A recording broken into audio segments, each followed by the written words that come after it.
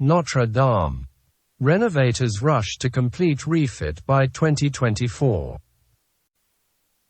When President Macron said they would get Notre Dame de Paris up and running inside just 5 years, everyone laughed. They're not laughing now.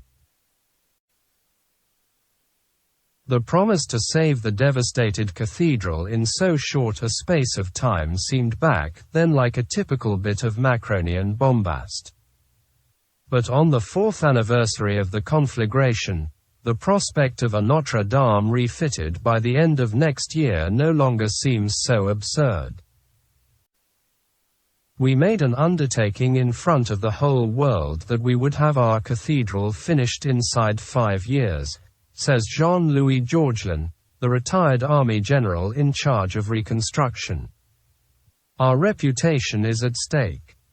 That is why we must unite all our knowledge, our efforts, our savoir-faire to achieve this goal.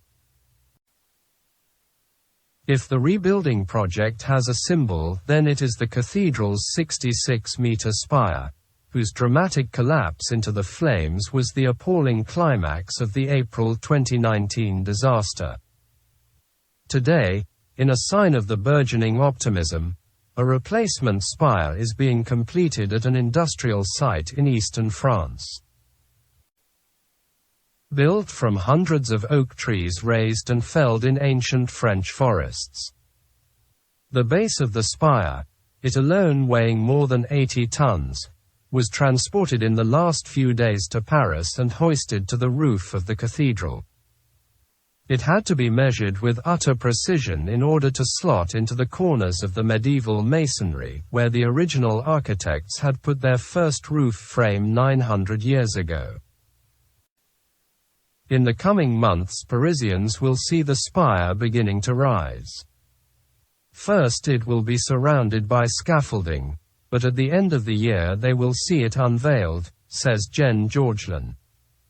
That is when they will know for real that the cathedral is being returned to them.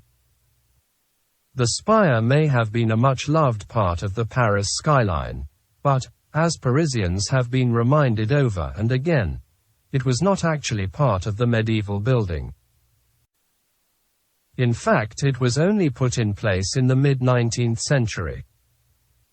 To replace the original spire that had been dismantled around the time of the French Revolution because it was unstable, or maybe so the government could get its lead. It was in the same period that many of the cathedral's stained glass windows were also replaced, the originals having become too fragile. Fortunately, none of the stained glass was seriously damaged in the conflagration. The firefighters knew their business and refrained from spraying water on the glass.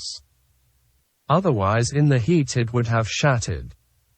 The medieval rose windows have been left in place, but much of the rest of the stained glass was removed and is now being cleaned by specialists in workshops around the country. There are nearly 200 years of accretions, says Troyes-based glassmaker Flavie Vincent Petty.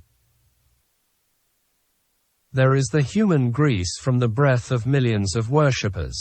There is the soot of millions of candles. There are the stains of condensation. It all leaves a mark. Inside Notre Dame it is still a futuristic film decor.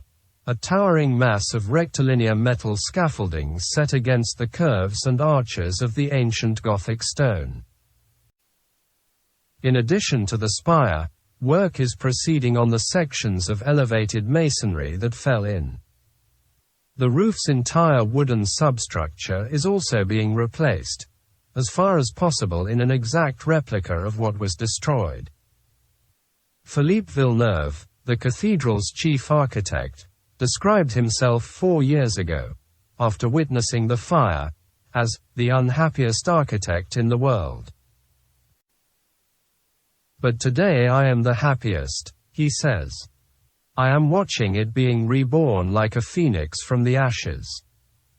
The target is to celebrate a first Mass in the newly reopened Notre Dame in December 2024.